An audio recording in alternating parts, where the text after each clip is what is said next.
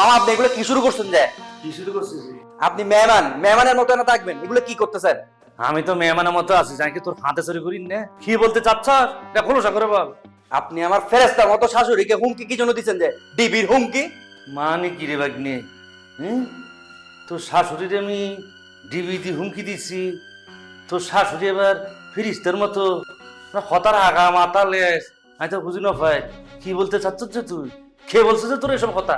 কে বলছে যে না? আমার শাশুড়ি আজকে এত বছর অভিনয় করতে করতে রিনা গান হয়েছে যে, তাও আবার বিলেন করতে করতে।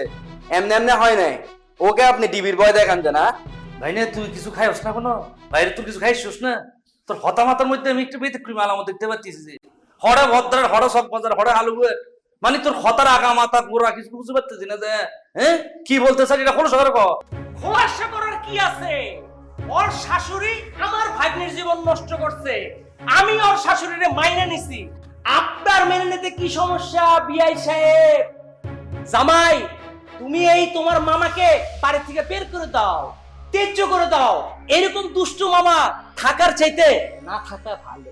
আস্তে হ্যাঁ নন স্টপ ট্যাপ রেকর্ডার বন্ধ করেন যে ভাইনে আয় কিন্তু থার্ড পারসন সিঙ্গুলার পছন্দ না করি। এখানে আয় টু ডিসকাস করতে ওয়ান টু ওয়ান ডিসকাশন চলতে হুইজ গাই। ওই মেয়ে আপনি কারা 3% কোন? আপনি ওর মামা, আমি ওর মামা। কিরে ভাইনে ইত্তে তোর মামা আনি তুই কি আর বোনের ফ্যাট তুই না এটার বোনের ফ্যাট তুই এটা তোকে কনফার্ম করার ডিসিশন লো, তারপর আমি বিশ্বাস করুম এটা তোর মামা না তোর মামা। আরো ওই কি ডিসিশন দিব? আপনি হলো ওর আপন মামা আর আমি হলো ওর মামা শ্বশুর। কিরে ভাইনে তোরা এত অধপত এইলা ফরকা চালে চলস না তোরা বাদে মিয়া ভইয়া লোক চলস না তোরা খন্ডুল্লা করে সে তোর মামা হতে ওই মেয়ে কি ইংলিশে বকবক করতেছেন? বাংলায় কোন আপনার কথা তো কিছুই বুঝি না। আপনারা দুজনেই থামেন। মামা আপনি আর আমার শাশুড়ির পিছনে লাগবেন। আপনাকেও বলতেছি, আপনাদের দুজনকে বলতেছি, আমার শাশুড়ির আগে পিছে কোনো কানে থাকবেন না। থাকলে কিন্তু আমি দেখে নিব।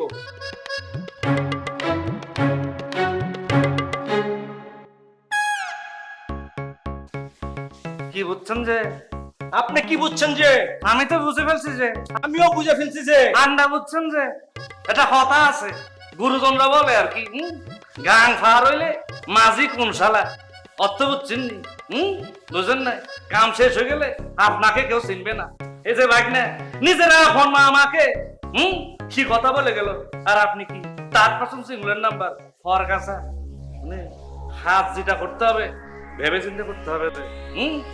একটা কথা আছে না সরে সরে মাসুদ ভাই, শুনতে একটু খারাপ লাগলো, মাঝে মধ্যে সেটা ভালো। সেই কেসের মধ্যে আছে যে আর কি বুঝছে, একটু চিন্তা করে ঠান্ডা মাথায়